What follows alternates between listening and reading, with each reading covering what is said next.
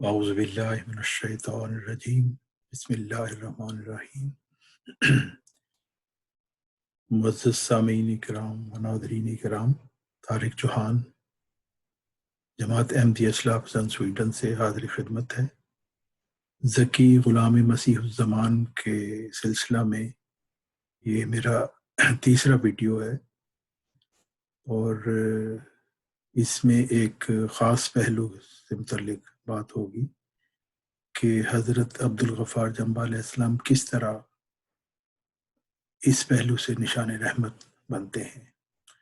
تو آئیے چلتے ہیں ہم اپنے آج کے موضوع کی طرف۔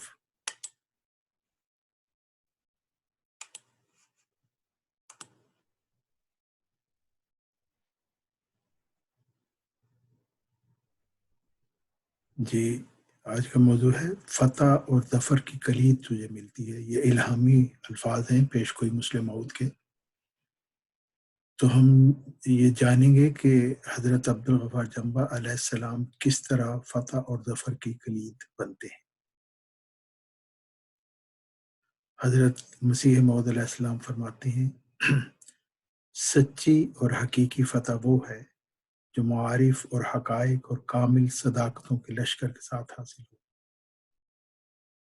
اور حضرت عبدالغفار جمبہ علیہ السلام نے براہین قاطعہ اور حجج ساطعہ سے یہ بات ثابت کی ہے کہ جماعت احمدیہ خلافت گروپ کے جو عقائد ہیں وہ قرآن مجید اور احادیث رسول اللہ صلی اللہ علیہ وسلم اور حضرت مسیح موعود علیہ السلام کے الہام اور کلام کے بالکل خلاف ہیں۔ اور آپ نے یہ ثابت کیا کہ جماعت احمدیہ خلافت گروپ کا ختم مجددیت کا عقیدہ بالکل غلط ہے، ختم نبوت کا عقیدہ بالکل غلط ہے، اور الہام اور وحی کا جو وہ انکار کرتے ہیں اور اللہ تعالیٰ کے انعامات کا جو انکار کرتے ہیں وہ ایک بالکل غلط عقیدہ ہے۔ اس لحاظ سے وہ فتح اور ظفر کی کلید بن جاتے ہیں۔ جیسے حضرت مسیح موعود علیہ السلام فرماتے ہیں کہ بغیر دلیل کے کوئی دعویٰ نہیں مانا جا سکتا، بغیر دلیل کے تو پیغمبر بھی نہیں مانے جاتے۔ حضرت موسیٰ علیہ السلام نے بھی اللہ تعالیٰ سے عرض کی تھی کہ مجھے کوئی دلیل دی جائے جو میں دنیا کے سامنے پیش کروں۔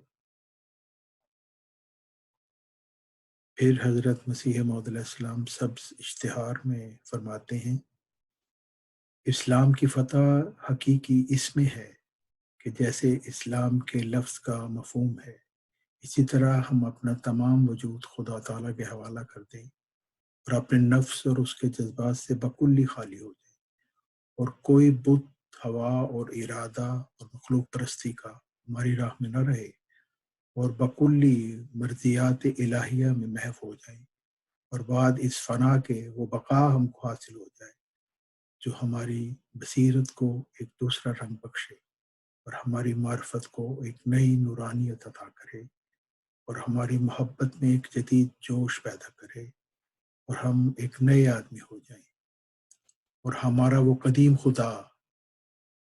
خدا بھی ہمارے لیے ایک نیا خدا ہو جائے۔ یہی فتح حقیقی ہے جس کے کئی شعبوں میں سے ایک شعبہ مکالمات الہیہ بھی ہیں۔ اگر یہ فتح اس زمانہ میں مسلمانوں کو حاصل نہ ہوئی تو مجرد عقلی فتح انہیں کسی منزل تک نہیں پہنچا سکتی۔ میں یقین رکھتا ہوں کہ اس فتح کے دن نزدیک ہیں۔ خدا تعالیٰ اپنی طرف سے یہ روشنی پیدا کرے گا اور اپنے ضعیف بندوں کا آمرزگار ہوگا۔ یعنی حضرت مسیح موعود علیہ السلام فرماتے ہیں کہ حقیقی فتح معرفت الہی سے انسان کو مل سکتی ہے، کیونکہ اگر انسان کو پتہ ہی نہ ہو کہ خدا تعالیٰ ہمارا کیسا قدیر خدا ہے، کیسی خوبصورت صفات وہ رکھتا ہے، تو ہم اس کو نہیں پہچان سکتے، اور اگر پہچانیں گے نہیں تو پھر اس کی قربت ہمیں نصیب نہیں ہو سکتی۔ اور حضرت عبدالغفار جمبہ علیہ السلام نے وہی کام کیا جیسا کہ پیش گوئی مسلم موعود میں فرمایا تھا کہ کان اللہ نزل من السماء، کہ اس کا آنا ایسا ہوگا جیسے اللہ تعالیٰ زمین پر خود اتر آیا۔ تو حضرت عبدالغفار جنبہ علیہ السلام نے ایک تحریر پیش کی جس کا نام ہے ورچو از گاڈ، نیکی خدا ہے، اور یہ الہامی الفاظ ہیں۔ اور پھر آپ نے اس میں مظہر الاول والآخر، مظہر الحق والاعلیٰ، کان اللہ نزل من السماء کے مصداق کے طور پر اللہ تعالیٰ کی ہستی کی وہ پہلو اجاگر کیے جو اب تک لوگوں کے سامنے نہیں تھے آئے۔ اس طرح اللہ تعالیٰ کو ایسے دکھا دیا جیسے خدا تعالیٰ خود زمین پر اتر آیا ہو، اور یہ ہے وہ فتح جس کی حضرت مسیح موعود علیہ السلام بیان کر رہے ہیں اس میں۔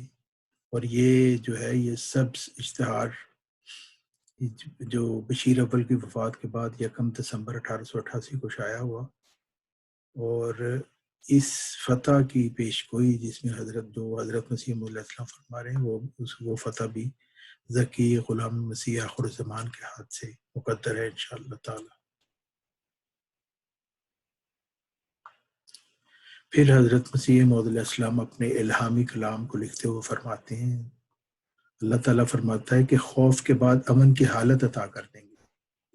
اور اس کے متعلق بھی آپ غور کریں کہ خوف کے بعد امن کی حالت عطا کرنے کا اللہ تعالیٰ نے قرآن مجید میں کہاں ذکر فرمایا ہے؟ تو اس کا ذکر آیت استخلاف میں آتا ہے کہ اللہ تعالیٰ خوف کی حالت کو امن میں تبدیل کر دے گا، یعنی خلافت علی منہاج نبوت سے یہ کام ہوگا۔ اور پھر اللہ تعالیٰ فرماتا ہے کہ نبیوں کا چاند آئے گا اور تیرا کام تجھے حاصل ہو جائے گا، یعنی جو پسر موعود ہے اس کو قمر الانبیاء بھی کہا گیا ہے، یعنی نبیوں کا چاند۔ اور پھر اللہ تعالیٰ فرماتا ہے تیرا کام تجھے حاصل ہو جائے گا۔ تو یہ کام کیا تھا جو حاصل ہو جائے گا؟ حضرت مسیح موعود علیہ السلام کا کیا کام تھا؟ حضرت مسیح موعود علیہ السلام کا آنے کا مقصد یہی تھا کہ توحید کا بول بالا ہو، لوگ اللہ تعالیٰ سے محبت کریں اور اس کو پہچانیں اور اس کو جانیں، اور یہ جان جائیں کہ وہ ایسی مقتدر ہستی ہے کہ اس کے بغیر انسان کا ایک لمحے بھی گزارا نہیں۔ اور اگر انسان کے اندر ایسی محبت الہی پیدا ہو جائے تو پھر اس کو نہ کوئی خوف ہوگا نہ کوئی غم ہوگا۔ حضرت مسیح موعود علیہ السلام فرماتے ہیں اس نے مجھے بھیجا ہے کہ میں اسلام کو براہین اور حجج ساتیہ کے ساتھ تمام ملتوں اور مذہبوں پر غالب کر کے دکھاؤں۔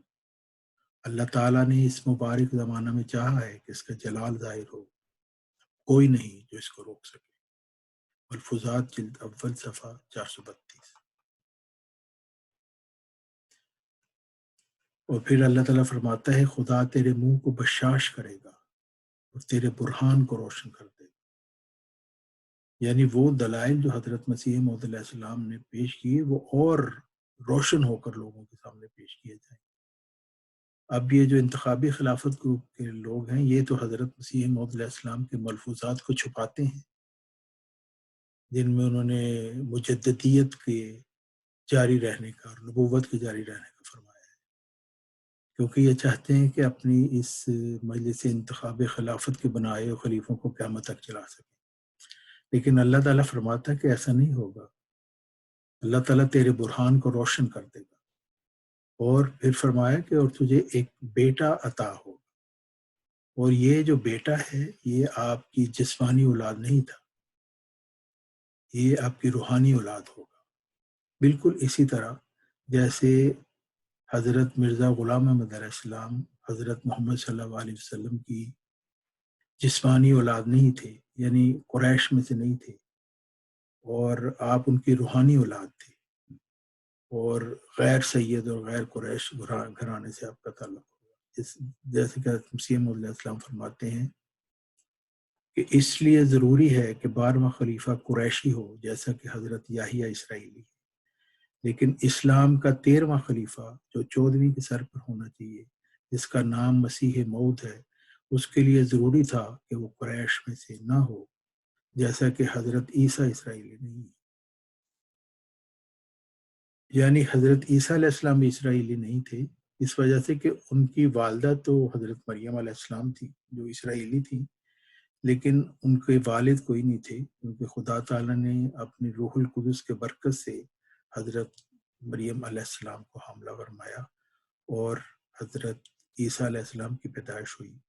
یعنی کوئی بھی یہودی اس قابل نہیں تھا کہ حضرت عیسیٰ علیہ السلام کا باپ بنتا۔ اور اسی طرح حضرت مرزا غلام احمد علیہ السلام جو خلافت اسلامیہ محمدیہ کے 13ویں خلیفہ تھے اور جنہوں نے خاتم الخلفاء ہونا تھا، اسی طرح جس طرح حضرت عیسیٰ علیہ السلام بنی اسرائیل میں خاتم الخلفاء تھے، ان کے متعلق بھی یہی مقدر تھا اللہ تعالیٰ کے حضور کہ وہ قریش میں سے نہ ہوں بلکہ غیر قریش ہوں۔ اور اسی طرح ذکی غلام مسیح الزمان کے متعلق بھی یہی مقدر تھا کہ وہ مرزا خاندان سے نہ ہو بلکہ مرزا خاندان سے باہر ہو، اور اس لیے حضرت عبد الغفار جمبہ علیہ السلام کسی مرزا خاندان سے نہیں ہے۔ تو یہ ان ساری باتوں پر غور کرنے سے انسان کو پتہ چلتا ہے کہ اللہ تعالیٰ کے سارے کام حکمت سے پور ہوتے ہیں۔ حضرت عیسیٰ علیہ السلام ذکی غلام مسیح الزمان جو تھے وہ بھی اسرائیلی نہیں تھے، حالانکہ وہ اسرائیلی قوم کی طرف آئے تھے۔ اور پھر حضرت محمد صلی اللہ علیہ وسلم کا جو روحانی بیٹا تھا وہ بھی قریش میں سے نہیں تھا، اور پھر ان کے بعد جو ذکی غلام مسیح الزمان آیا وہ بھی مرزا خاندان میں سے نہیں تھا۔ تو ہر چیز ایک دوسرے کے ساتھ ایک زنجیر کی طرح کڑی سے کڑی جڑی ہوئی ہے، لیکن ان کے لیے جو غور کرتے ہیں اولو الالباب ہیں۔ آگے دیکھتے ہیں ہم اللہ تعالیٰ کیا فرما رہا ہے، اور فضل تو اس سے قریب کیا جائے گا، یعنی بیٹے کے نتیجے میں جو تجھے ایک روحانی بیٹا عطا ہوگا اس کے نتیجے میں فضل تو سے قریب کیا جائے گا۔ اور پھر اللہ تعالیٰ فرماتا ہے اور میرا نور نزدیک ہے، اور کہتے ہیں کہ یہ مراتب تجھ کو کہاں۔ یہ کتنی خوبصورت الہامی بات ہے حضرت اللہ تعالیٰ کی کہ وہ جس کو یہ مقام ملے گا، بسر مئو جو ہوگا، اس کے متعلق یہی کہا جائے گا کہ یہ مراتب تجھ کو کہاں، اس کے اوپر یہی اعتراض کیا جائے گا۔ اور یہ اعتراض جو ہے ہمیشہ سے انبیاء کے اوپر کیا جاتا رہا ہے، اور اللہ تعالیٰ نے تمثیلی رنگ میں جب حضرت آدم علیہ السلام کے واقعہ کو بیان فرمایا تو اس وقت یہ انسان کی ایک سرشت جو ہے اس کو بیان کر دیا، یعنی جو ابلیسی سرشت ہے۔ اور وہ کیا تھی کہ جب حضرت آدم علیہ السلام کو اللہ تعالیٰ نے بنایا تو ابلیس نے اعتراض کیا کہ میں اس کو کیوں سجدہ کروں، میں اس کی کیوں فرما برداری کروں، کیونکہ میں تو خود اس سے بہتر ہوں، تو نے اس کو مٹی سے بنایا ہے اور میں آگ سے پیدا ہوا۔ اور اس وقت اللہ تعالیٰ نے اس کو کہا کہ تو دھتکارا گیا ابلیس کو، اس وجہ سے نہیں کہ اس کی دلیل کمزور تھی، اس کی دلیل بہت مضبوط تھی، اور اس نے بالکل سچ کہا تھا کہ وہ تخلیق کے لحاظ سے آدم سے بہتر تھا، لیکن دھتکارا وہ اس لیے گیا کہ اس نے اس کو اس کی نافرمانی کی جس کو خدا تعالیٰ نے مامور کیا تھا۔ اور یہی کہانی جو ہے ہر مرسل کے وقت دہرائی جاتی ہے۔ لوگ کہتے ہیں کہ اچھا تمہیں کیوں خدا نے بنا دیا، تم سے تو بہت بہتر لوگ ہیں، لیکن اللہ تعالیٰ یہی فرماتا ہے کہ میں نے اس کو مامور کیا ہے اور تم پر فرض ہے کہ اس کی فرما برداری کرو، جو نافرمانی کریں گے پھر خدا تعالیٰ سے وہ سزا یافتہ بن جائیں گے۔ جیسے حضرت محمد صلی اللہ علیہ وسلم کے متعلق بھی قرآن مجید میں ہے کہ ان کے ساتھ بھی یہی تمسخر کیا جاتا ہے کہ اچھا فرمایا کہ اور جب وہ تجھے دیکھتے ہیں تو تجھے محض تمسخر کا نشانہ بناتے ہوئے کہتے ہیں کہ کیا یہ ہے وہ شخص جسے اللہ نے رسول بنا کر مبعوث کیا ہے۔ اور یہ بہت سوچنے کا مقام ہے، بہت خوف کا مقام ہے وہ لوگ جو مرسل کا انکار کرتے ہیں کہ وہ وہی کام کرتے ہیں جو ہمیشہ سے ابلیس کے جو چیلے ہیں وہ کرتے رہے. یعنی مرسل کا انکار اس وجہ سے کہ وہ کہتے ہیں یہ تو اس قابل ہی نہیں ہے کہ اس کو یہ مرتبہ عطا ہوتا. لیکن اللہ تعالیٰ فرماتا ہے کہ میں جانتا ہوں کہ کون اس کے قابل ہے اور کون سا صحیح وقت ہے اس کے لیے. اور پھر حضرت مسیح موعود علیہ السلام فرماتے ہیں اس کے عجائبات قدرت اسی طرح پر ہمیشہ ظہور فرماتے ہیں کہ وہ غریبوں اور حقیروں کو عزت بخشتا ہے اور بڑے بڑے معززوں اور بلند مرتبہ لوگوں کو خاک میں ملا دیتا ہے. بڑے بڑے علماء و فضلاء اس کے آستانہ فیض سے بکلی بے نصیب اور محروم رہ جاتے ہیں اور ایک ذلیل حقیر امی جاہل نالائق منتخب ہو کر مقبولین کی جماعت میں داخل کر لیا جاتا ہے.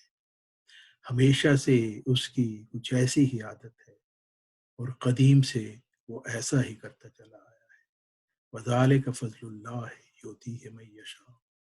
اب دیکھیں حضرت عبدالغفار جنبہ علیہ السلام کو آپ دیکھیں کہ بظاہر ان کے اوپر یہ ساری باتیں چسپاں ہوتی ہیں کہ وہ معزز اور بلند مرتبہ تو اس وقت یہ تھے مرزا خاندان کے حضرت مسیح موعود علیہ السلام کے بیٹے اور ان کی اولاد اور بڑی بڑی پگڑیوں والے اور ترہ والے اور اچکنوں والے اور ان کی بڑی بڑی عزتیں تھیں بظاہر دنیا میں. جیسے مرزا محمود صاحب تھے جب انہوں نے 1944 میں مسلم موعود ہونے کا دعویٰ کیا تو کیا ہم کہہ سکتے ہیں کہ ان کے ایسے کوئی حالات کسی نے ان کو کہا کہ نہیں جی ہم نہیں آپ کے اوپر مانتے. وہ تو پہلے ہی خلافت علی منہاج النبوت کا دعویٰ کر کے بیٹھے ہوئے تھے. تو مسلم موعود کا عہدہ پانے سے انہوں نے کون سا تیر مارنا تھا اور نہ کوئی تیر مارا. جو تیر انہوں نے مارنے تھے وہ سارے پہلے مار لیے ہوئے تھے. تو یہ حضرت مسیح موعود علیہ السلام کی جب ہم یہ اقتباس پڑھتے ہیں تو ہمیں یہ پتہ چل جاتا ہے کہ یہ تحریر حضرت عبدالغفار جنبہ علیہ السلام پہ تو چسپاں ہوتی ہے کیونکہ ان کو یہ جو انتخابی خلافت گروپ کے لوگ ہیں وہ یہی ان کے متعلق کہتے ہیں کہ یہ ایک ان پڑھ فیملی کا آدمی نہ اس کی کوئی بیک گراؤنڈ ہے نہ کچھ اس کو خدا نے کیسے بنا دیا. لیکن اللہ تعالیٰ فرماتا ہے کہ بڑے بڑے علماء اور فضلاء اس کے آستانہ فیض سے بکلی بے نصیب و محروم رہ جاتے ہیں اور ایک ذلیل حقیر امی جاہل نالائق منتخب ہوتا ہے. وہ ایک ذلیل حقیر کو اللہ تعالیٰ کیوں منتخب کرتا ہے؟ اس وجہ سے کہ وہ لوگوں کی نظروں میں ذلیل اور حقیر اور امی جاہل اور نالائق ہوتا ہے لیکن خدا تعالیٰ کی نظر میں وہ اس قابل ہوتا ہے کہ اللہ تعالیٰ کے مشن کو وہ لے کے آگے جائے کیونکہ اللہ تعالیٰ کی دلوں پر نظر ہوتی ہے. لوگ سمجھتے ہیں کہ ایک ذلیل اور حقیر انسان ہے مگر خدا تعالیٰ اس کے دل کی طرف دیکھتا ہے اور اس کی صلاحیتوں کو جو اس کی عطا ہوتی ہیں ان کو وہ دیکھتا ہے اور اس کو پھر چن لیتا ہے. اور پھر ابلیس کے جو چیلے ہوتے ہیں وہ پھر وہی بات دہراتے ہیں انا خیر منہ. وہ کہتے ہیں کہ ہم تو اس سے بہتر ہیں اس کو کیسے اللہ نے چن لیا. تو اللہ تعالیٰ فرماتا ہے کہ بس ایسے ہی ہے ذالک فضل اللہ یؤتیہ من یشاء.